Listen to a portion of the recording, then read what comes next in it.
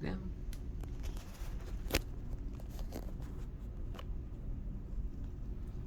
Alright, so there's, look down. That's UOs. Or look up again. There's UO. There's UO. Look up to your left. Up, left. Down. That dot right there. Look at the UO. Look up. What are we looking at?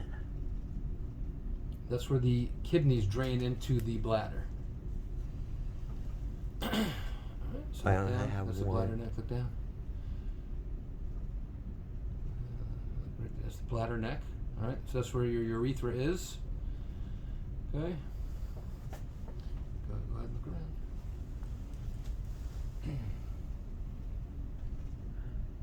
What is that? It's just some inflammation, some what we call edema. It's just some. It makes it look like you have little blisters in there. It's pretty normal.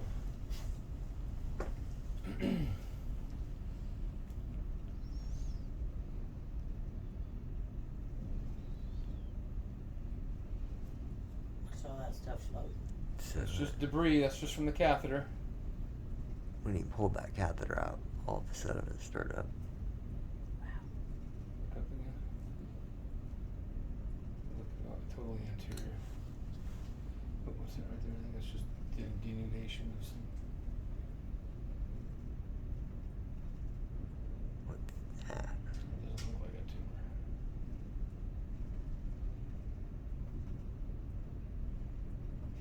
Have you ever thought about having your bladder removed or not?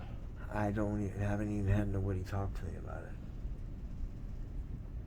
Would you have any interest at all in discussing it with someone? I have a partner who does a lot of patients who have spinal cord and, neurologic problems from injuries and such that she takes. She does take. I'm not going to say she takes a lot of bladders out. I mean, she takes them out when she needs to, and she takes them out when it would help the patient manage their urinary issues and.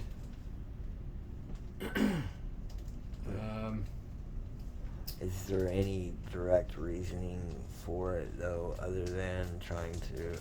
Because I'm not having any problems managing. It does help preserve your kidneys. It gives you Oh, yeah. a lot less infection risk. You don't have to do a cystoscopy all the time.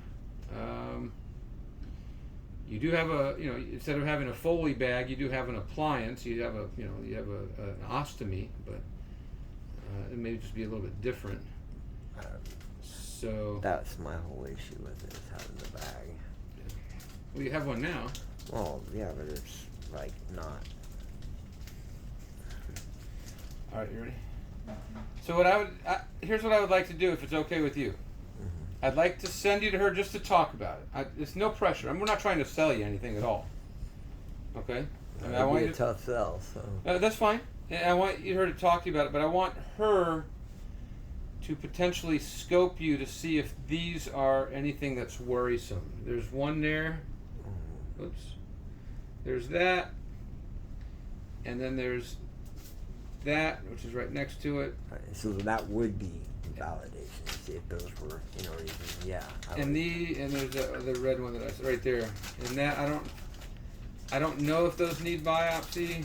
That might be something that she feels like they need to be biopsied. So again, she deals with almost all of these, all of our patients with the spinal cord stuff. Sit there down. Come on, let's go to sit here. I'm protecting y'all's privacy. I'm gonna leave you talking. You're fine. Up, down. Yep. Perfect. Would those be the sources of pain, possibly? No.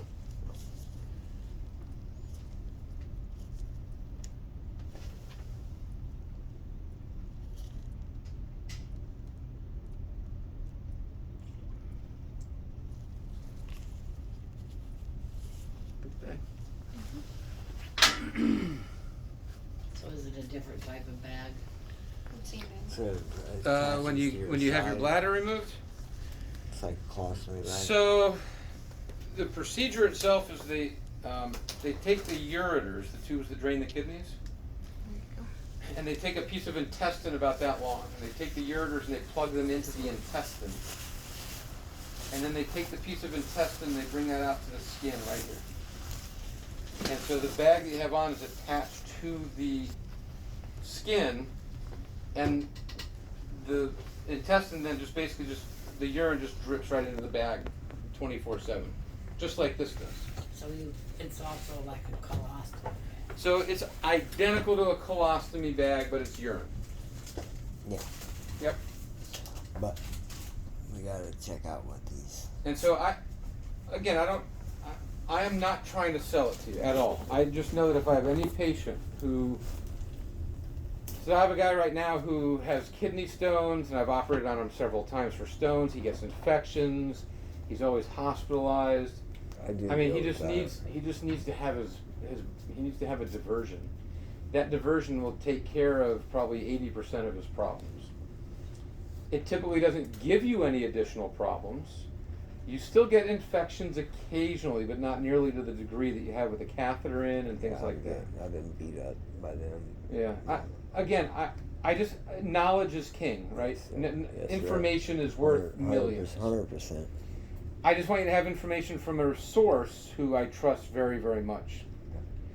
So I'll have Dr. Mon talk to you about things, and again, she's not going to sell it to you either. I can guarantee I just want you. to know the information. She will tell you the information that she has. If it's in my best interest, then it is. If I have to go sit and think about it, dude, we're not going to do anything in our best interest. I can tell you that. I'm being serious. I mean, I hear you, but I do want, I want you staying out of the health field. I want you to live your life and have a good life instead of having to come to frickin' doctors all the time.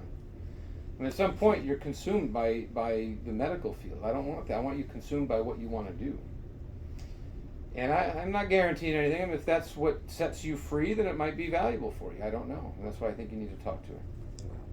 Is that cool? Yes. Okay. And we'll also write down that at some point she just needs to look in there and see what her going thoughts are on. on those 3 areas that I looked at. Yeah.